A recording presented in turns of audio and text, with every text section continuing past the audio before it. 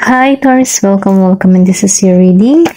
Be open-minded po, hindi halos lahat makaresonate. Piliin nyo na lamang po and thank you nga po pala sa mga nag-subscribe at sa mga bumabalik. Welcome po tayo. Give me the message for Taurus. Ano yung mensahe para sa'yo, Taurus?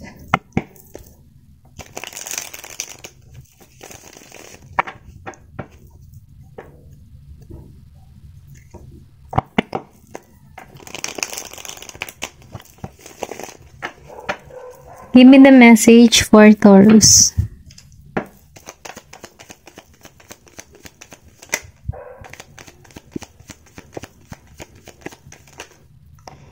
Meron dito na 6 of Cups reverse. Okay, 9 of Cups reverse.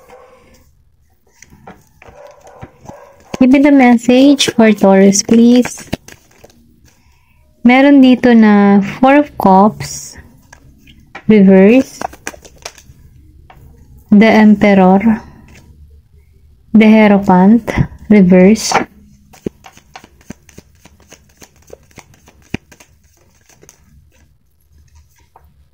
Meron ditong 2 of Wands.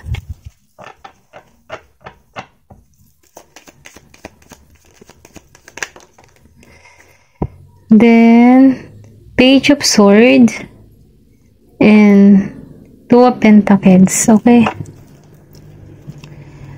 Okay, Taurus, nafe-feel ko dito, meron ditong single mother, single father, na kung sana, meron na rin kayong anak dito na hindi naging okay yung connection.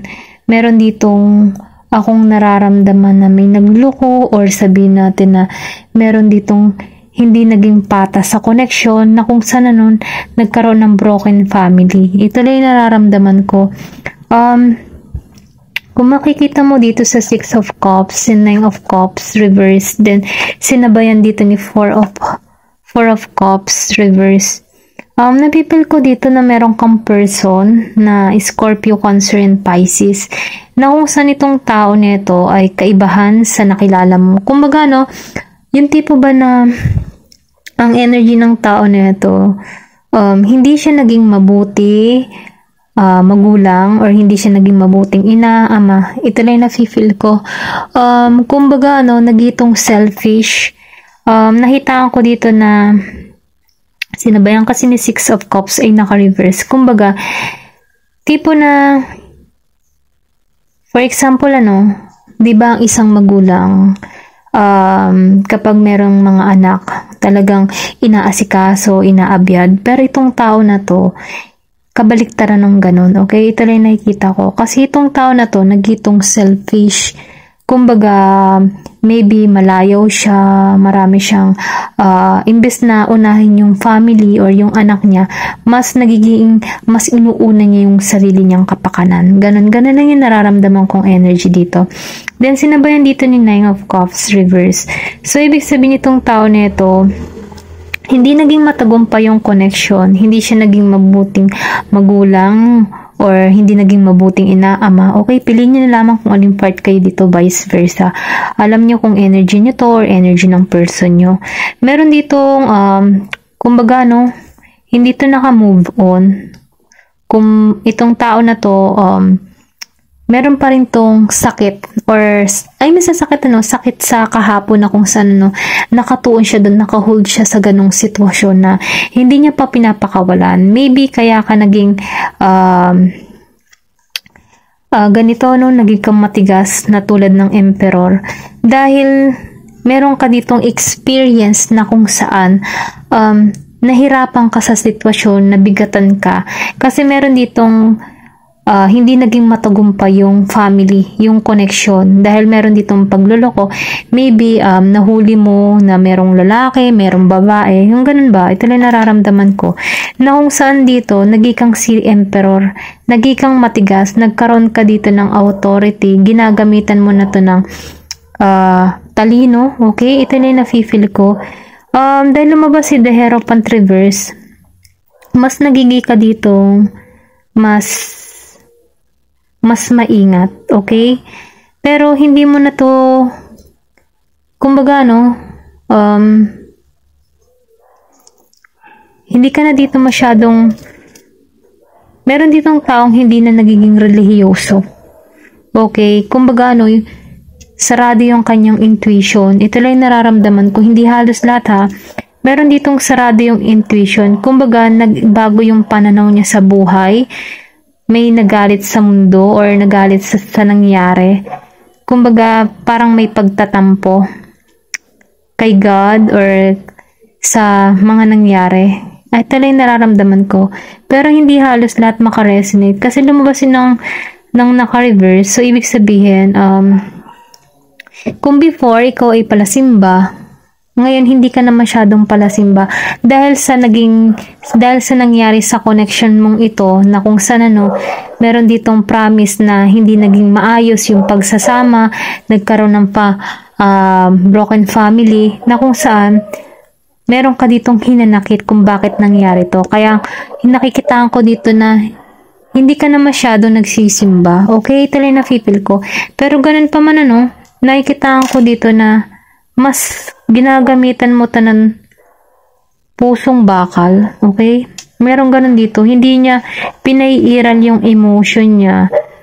Nagigitong independent. Then, na-feel ko dito, meron ditong ano, maedad, okay? Meron ditong maedad. Kumbaga, yung 48 above, ganun ng edad. Kumbaga, ano, talagang father figure na siya. Naging matigas siya. Matigas yung loob. May authority. Ganun lang yung na-feel ko kasi meron ditong tao na hindi naging patas sa connection niya. Kaya kung bakit siya naging si Emperor. Pero ganun pa man, na-feel ko din dito sa The Emperor. Mas naging focus ka sa yung trabaho, sa yung goal, sa yung mga pangarap. Ganun. Kumbaga, hindi ka na masyadong nakatuon sa iyong love life. Mas pag pinagtuunan mo na lang yung sarili mo, meron ka dito mga pinaplano or ginagampanan. Ganon lang yung na-feel ko. Meron ditong 2 of Wands. Na-feel ko dito na meron kang iniintay or pwede rin sabihin na meron kang new person dito na Aries, Leo, Sagittarius na kung saan ano, na-feel ko sa tao nito na free spirit siya, malaya siyang gawin ng mga bagay-bagay na gusto niya, okay? Ito lang na-feel ko sa tao na to. Then, sinabayan ni Page of Swords reverse, then si 2 of Pentacles. Nararamdaman ko dito na hindi ka nagiging balance sa sitwasyon. Kumbaga, ano, na-feel ko dito na hindi ka na nagseseryoso sa mga babae or sa lalaki. Ito lang yung nararamdaman ko. Kasi, nabitray ka na before, kaya nararanasan mo ngayon, hindi ka na nagsiseryoso. Okay? Ito lang yung na-feel ko. Nakikita ko rin dito na wala ka ng tiwala magmahal muli. Okay? Hindi halos lahat makaresonate. Ito lang yung nararamdaman ko. Yung iba sa inyo, ganun yung pakaramdam. Hindi na siya nagtitiwala sa pag-ibig or nawala na siya ng hope sa ganun. Pero ganun pa man ano, sinasabihan ka dito na meron ditong parating sa'yo. Kumbaga itong tao nito, free spirit ang tao nito, malakas yung intuition niya, malakas yung kanyang charisma, okay? Ito na nararamdaman ko. Kaibahan sa person mo. Kumbaga itong tao nito, kaya niyang i-handle yung sitwasyon na meron siya. Meron siyang, kumbaga mapapangalagaan mo tong tao na ito. Para siyang perlas. Kumbaga may pagkahiyas. Unique. Ganun ang energy ng tao na ito. Si 2 of Wands. Pero ganun pa man dahil lumabas ka ng The Emperor, matutuklasan mo to. Kumbaga, ngayon, sa panahon ngayon, sarado ka sa larangan ng pag-ibig dahil sa mga experience na naranasan mo, naging kang matigas dito. Hindi ka na masyadong nagtitiwala. Ganun lang yung energy mo dito. Pero ganun pa man, nakikita ko dito ng 2222. Angel number 222, pakicheck na lamang po at may mensahe para sa'yo, okay?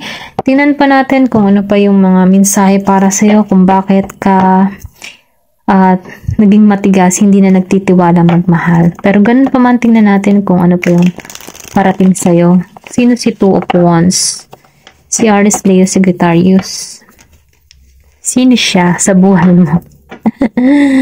Ayan. Kahit ayaw mo na.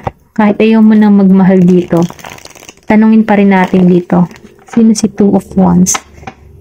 Mali mo naman, may intriga kay Two of Wands. Okay? Sino si Two of Wands? Ano siya sa buhay mo? Give me the message. Sino si Two of Wands?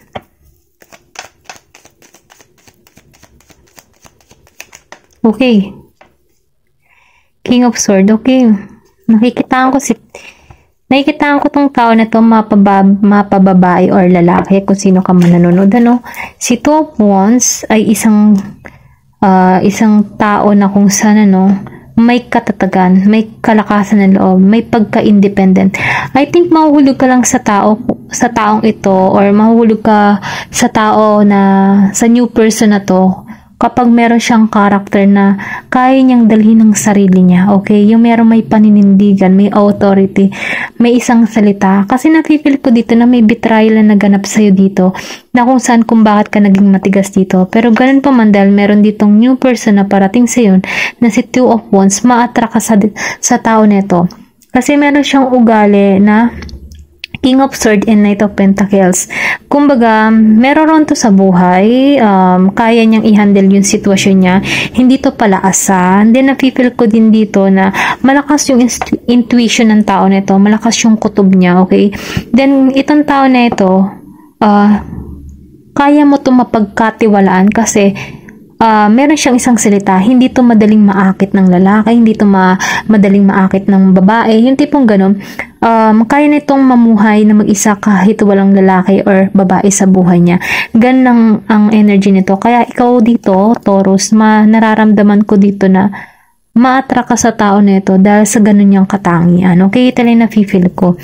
Give me more information. Sino pa tong si Two of Wands, yung new person na parating? Okay, Eight of Wands. Nafe-feel ko dito, hindi to basta-basta madali mong makukuha. Ganon. Pahirapan. Kumbaga mabagal ang pagtungo mo dito. Kasi kailangan mo to ng masusing pagtatrabaho. Okay? Dahil yung sinabi ko nga masusing pagtatrabaho, dahil lumabas nga si Ten of Wands, nafe-feel ko dito na tatrabahuhin mo tong tao na to para mapasagot ito, or pwede ring sabihin na ang hirap niyang makuha. Ganon yung energy. Okay? Then, Ace of Pentacles. Pero kahit mahirap tong makuha, promise yung nag-iintay, kaya nitong maging masaya or may pagka-equal and balance yung komunikasyon, ano. Ito lang na-feel ko. Meron ditong Gemini, Aquarius, and Libra. And Aries, Leo, Sagittarius. Okay?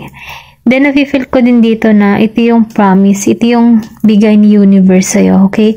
Ito yung magbubukas sa puso mong bato. Okay? Ito lang yung na-feel ko, hindi halos lahat po makaresonate dito sa part na to. Piliin nyo na lamang kung ikaw ay ayaw mo na magmahal, iyo tong storya na to. Okay? Kasi nakita ko dito, meron ditong naging matigas yung kanyang puso, tulad ng Emperor. Pero ganun pa man, ano, kahit naging ganito kang the Emperor, ikaw ay good provider. Okay? Ito na nararamdaman ko. Kaya mong manindigan. Then, nafe-feel ko din dito na alam mo yung obligasyon mo bilang isang magulang. Okay? Meron dito single father, single mother. Okay? Ito na nafe-feel ko. Ayan lamang po. Thank you for watching, and love and peace. Thank you for watching, Glow.